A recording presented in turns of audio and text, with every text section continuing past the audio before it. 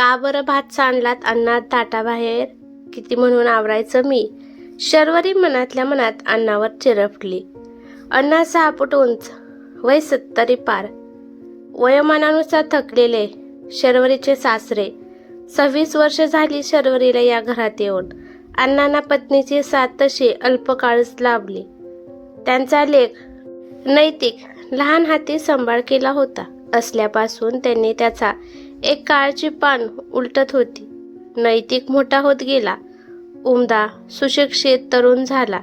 नोकरी धंद्याला लागला. अण्णाच्या दोस्तांची लेक शर्वरी अण्णानं सून म्हणून पसंत पडली आणि नैतिकनेही अण्णाच्या पसंतीवर शिक्का मार्फत केला. अवघ्या महिनाभरात नैतिक आणि शर्वरीचं लग्न झालं. शर्वरी घरात आली आणि कित्येक वर्ष बाईच्या स्पर्शाला असुसलेल्या त्या घरानेही जणू काट टाकली. शर्वरी गोरी गुमटी काळ्या भरडोळ्याची, सगळ्यांना आपलंसं करणारी. अण्णाशीही तिचं छान सूत जमलं.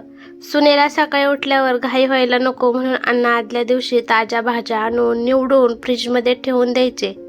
दळण घेऊन यायचे. लाईट बिल, मेंटेनन्स, दुधाचं बिल, पासबुकवर एंट्री करून आणणं, ही आणि अशी बरीच कामं हातावेगळी करायचे. एकेका रूमची साफसफाई करणं, कोळी कष्ट काढणं, वाळलेल्या कपड्यांच्या घड्या करून ठेवणं, हे सारंच न कंटाळता करायचे. शर्वरी अण्णावर खुश होती. तिला कधी माहेरी जायचं झालं तर अण्णाच्या हाती नवऱ्याला व लेकाला सोडून ती खुशाल जायची. कारण अण्णांना कुकर लावणं, भाजी आमटी करणं व्यवस्थित जमायचं. अण्णाचा नातू यश 12वी जाईपर्यंत त्याचं खाणं पिणं, त्याच्या शाळेच्या वेळा, सगळ्यांकडे अण्णाचं काटेकोर लक्ष असायचं. अगदी तो हॉस्टेलला राहायला गेला तेव्हा तिथे त्याचं बस्तान बसवण्यासाठीही नैतिकने अण्णांना सोबत नेलं होतं. यश हॉस्टेलला गेल्यापासनं रिकामा वेळ अण्णांना खायला उठायचा नाही म्हणायला मित्रांची सकाळ संध्याकाळ सोबत असायची. शर्वरीला वरची पोस्ट मिळाल्याने ती तिच्या कामात अधिकच व्यस्त झाली होती. नैतिकही नोकरीसोबत काहीतरी व्हेंचर सुरू करण्याच्या प्रयत्नात होता. यात 7-8 महिने झाली. दोघांनी अण्णांना गृहीतच धरलं होतं. सकाळी जाताना 2-4 शब्द आणि झोपण्या अगोदर 2-4 शब्द, एवढं काय ते अण्णाशी बोलत. अण्णा सकाळ संध्याकाळ फिरून यायचे खरे, पण गेल्या महिन्यात त्यांचा जीवश्य कंठक्ष मित्र त्यांना सोडून गेल्यापासून ते बाहेर फिरायचेच बंद झाले. तासन तास घरातच बसून राहू लागले. बोलणार कोणाशी? घराच्या 4 भिंतीशी. त्या भिंतीही त्यांना त्यांच्या अंगावर येत आहेत अशा वाटायच्या. कधी वाटायचं तो गेलेला मित्र बोलवतोय आपल्याला, म्हणतोय अण्णा ए रे इकडे, सोबत होईल तुझी मला. मग अण्णांना घाम फुटायचा.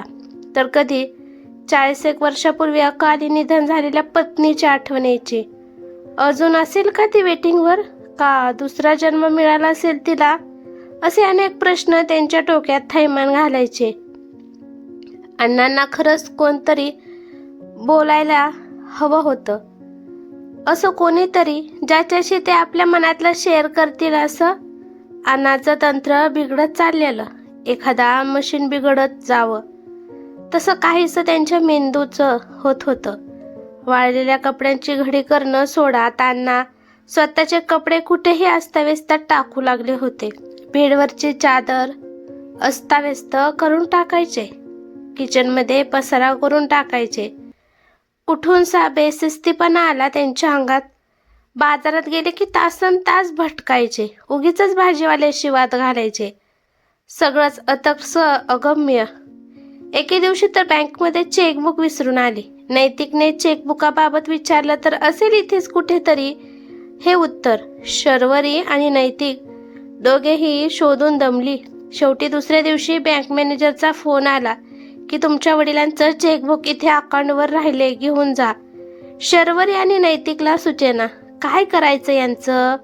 नैतिक आणि नैतिकचा मुलगा यश परीक्षा देऊन आला. अण्णाचं हे रूप पाहून तोही हैराण झाला. एकदा तर दुपारचे दार उघडे ठेवून गेले. यशचा डोळा लागला होता. बाजूच्या बहिणीने टकटक करून विचारलं, दरवाजा क्यों खुला रखा? और अन्ना कहाँ है? मैं उनके लिए रबड़ी लाई हूँ, पसंद है उन्हें मेरे हाथ की. यशला वाटलं अण्णा टॉयलेटला गेले असतील. त्याने दारावर नॉक केलं तर दार लगेचच उघडलं. आमटी गॅसवर रटरटत होती. आता मात्र यशची पाचावर धारण बसली. त्याने मम्मी पप्पांना फोन लावला व भर उन्हात अण्णांना शोधायला निघाला. बाजूच्या वडाच्या पारावर लहान मुलं खेळत होती. त्यांना विचारलं तर म्हणाली, थोड्या वेळापूर्वी इथेच होते अण्णा. त्यांनीच आम्हाला लॉलीपॉप घेऊन दिले. यश एवढा तरुण ताठा, पण आता त्याला रडू फुटायचा बाकी होतं. त्याला त्याचं लहानपण आठवलं. मम्मी पप्पा ऑफिसला जाताना त्याला पाळणाघरात ठेवून जायचे. अण्णा खास यशसाठी लवकर यायचे. त्याला घोडा मग अण्णा तबडक तबडक करत घोडा व्हायचे. छोट्या यशला पाठीवर घेऊन घरभर घोडा फिरवायचे. यशचं वळणदार अक्षर अण्णांची देणगी. रोज संध्याकाळी त्याच्याकडून प्रॅक्टिस म्हणून घ्यायचे. मम्मीने कधी रागाने यशवर 5 बोटं उमटवली तर ती अण्णाच्या पाठीलाच लागायची जणू. त्यावेळी काही बोलायचे नाहीत, पण दुसऱ्या दिवशी तिची समजूत काढायचे. लहान आहे ग आपला यश, थोडा हूड आहे, पण खरं पण मारून काही साध्य होत नाही. बघ मी समजावतो त्याला, ऐकेल तो. अण्णाशीच तर यशला बुद्धिबळातले डावपेच शिकवले होते. 5वी पासून चेकमेट करू लागला होता पठ्ठ्या. त्याचा खेळ खेळातली बक्षिसं पाहून अण्णांची कॉलर टाईट व्हायची. नातू कोणाचा आहे? आजीच्या फोटोकडे बघत अभिमानाने बोलायचे. मुंग्याच्या वारुळावर कोणी घाव घालावा न त्यातून भुसभुस मुंग्या बाहेर पडाव्यात, तसं यशचं झालं. अण्णाच्या सहवासातल्या आठवणी त्याच्या डोळ्यासमोर फेर धरून नाचू लागल्या. यश वेड्यासारखा शोधत होता. अण्णा साथ घालत होता, पण कंठातून शब्द फुटत नव्हते. पांढरा शुभ्र सदरा लेंगलेले त्याचे अण्णा कुठेच दिसेनात. क्षणभर वाटलं अण्णाचं काही बरं वाईट वगैरे. विचारांच्या तंद्रीत आत्महत्या किंवा अपघात, मनचित्ती ते वैरिनाचित्ती या अभद्र विचारांनी तो अधिकच कासावीस झाला. व्याकुळ नजरेने इकडे तिकडे पाहत होता. तितक्या समोरच्या बस स्टॉप जवळ त्याचं लक्ष गेलं. अण्णा, होय अण्णाच बसलेले त्या दंडावर साडीवर बसून कुल्फी चाकत होते. बाजूला मटका कुल्फीवाला बसला होता. तो धावतच अण्णाकडे गेला. डोळ्यातलं पाणी कोपऱ्याने पुसत म्हणाला, अण्णा बाहेर का पडलात न सांगता? अरे काय, तुझ्या बापाला भीतो का? माझं घर विचारायला कशाला हवं? तुझी आजी बाजारात गेली ना, तिला घ्यायला आलो. 2 पिशव्या 2 हातात घेऊन येणार. त्यापेक्षा म्हटलं आपणच अर्ध्या वाटेवरून तिची सोबत करावी. उपवास करते ना मार्गशीर्षातले, सांगून ऐकत नाही. पहिला गुरुवार उद्या म्हणून फळं फुलं आणायला जाते म्हणाली. यश सुन्न होऊन ऐकत होता. तिथे बसमधून काही क्षणापूर्वी उतरलेली शर्वरी ही सासऱ्यांचे बोल ऐकत होती. तिने नैतिकला फोन केला व येताना देवीच्या पूजेसाठी लागणारं सगळं सामान आणायला सांगितलं. नैतिकला नेमकं कारण कळत नव्हतं, कारण आतापर्यंत कधीही हे व्रत शर्वरीने केलं नव्हतं. व्रत वैकल्य करणं हे तसं तिला कधी पटलंच नव्हतं आणि अण्णाने किंवा नैतिकनेही कधी जबरदस्ती केली नव्हती. घरी येता शर्वरीने न्हावून घेतलं. नैतिक आला तसं पूजेचं सामान घेतलं. कलश स्वच्छ घालून लख्ख केला. माळ्यावरचा चौरंग काढून घेतला. महालक्ष्मीची स्थापना केली. शर्वरी ओम केशवाय नमः, ओम नारायण नमः, ओम माधवाय नमः म्हणत आचमन करू लागली. अण्णा स्वतःच येऊन बाजूला बसले, अगदी लहान मुलासारखे. शर्वरीने देवीला दुर्गाकुराने स्नान घातलं. हळदी कुंकू पत्र पुष्प अर्पण केली. अगरबत्ती व धूप दाखवला. दीप ज्योती ओवाळलं. नैवेद्य अर्पण केलं व प्रार्थना केली. शर्वरी संत स्वरात पोथी वाचन करू लागली. अण्णा ऐकत होते, हात जोडून डोळे मिटून भरल्या डोळ्यांनी पाहत होता. अण्णाच्यातलं वाद्य मूल त्या उद्दुपाच्या पवित्र वातावरणात शब्दांच्या लयीत अगदी शांत झालं होतं. शर्वरी देवीच्या पाया पडली व म्हणाली, देवी, तुझं व्रत करत राहीन. माझ्या सासऱ्यांना बरं कर. त्यांना पहिल्यासारखं हसू खेळू दे. शर्वरी आता पूर्ण प्रयत्न करणार होती अण्णांना परत हसत खेळत करण्याचा. सासू घरात जी जी व्रत वैकल्य करायची ती सर्व ती परत सुरू करणार होती. अण्णांना ज्या ज्या गोष्टीतून आनंद मिळेल त्या त्या साऱ्या गोष्टी ती करणार होती. तिने स्वतः निवृत्तीचा निर्णय घेतला. नैतिक बोलेलही, अगं कशाला असा तडकाफडकी निर्णय घेतेस? यावर ती म्हणाली, नोकरी करताना अण्णांकडे हवं तेवढं लक्ष देता येत नाहीये मला. आपल्याकडे पुरेशी पुंजी जमा आहे. यशही आज ना उद्या नोकरीला लागेल. अण्णांना मात्र आपल्या सोबतीची गरज आहे. माझं मूल लहान असताना अण्णांनी तळहाताच्या फोडासारखं जपलंय माझ्या लेकराला. हे अण्णा मी जेवत असलीनी यशने शी केली तर स्वतःच्या हाताने त्याला कोटू घालायचे. मला म्हणायचे, तू पानांवरून उठू नकोस, जेव पोटभर, मी आहे ना, मी बघतो त्याच्याकडे.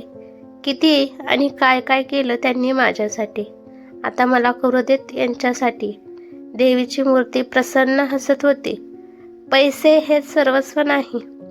आपला माणूस आहे तोवर त्याचा योग्य तो सांभाळ करणं हे आपलं कर्तव्य आहे, हे शर्वरीच्या मुखातून देवी वदवून घेत होती. आता अण्णा एकटे नसतात. दुपारी सून बसते सोबत जेवायला. ऊन जेवण करू वाढते. कधी शिरा, कधी पुरणपोळी. खाणे एवढेच पण जीवाला खावं वाटतं. सून आईच्या मायेने करून घालते. नैतिक ही कोड्याचा पेपर घेऊन येतो. अण्णांना विचारात विचारत त्यातले उभे आडवे शब्द भरतो. अण्णाच्या बुद्धीला चालना मिळते.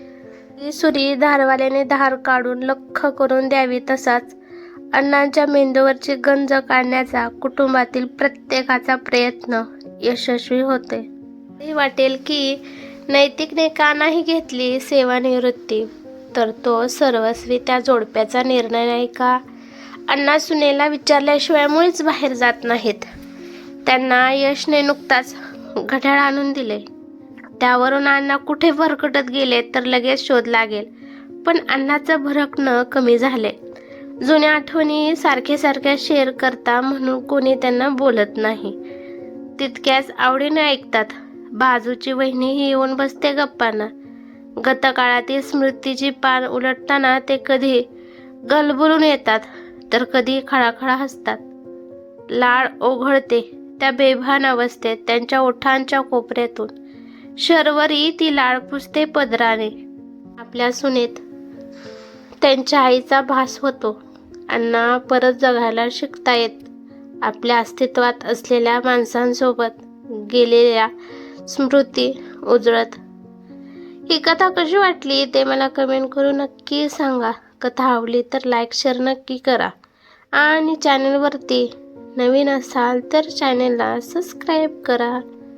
धन्यवाद.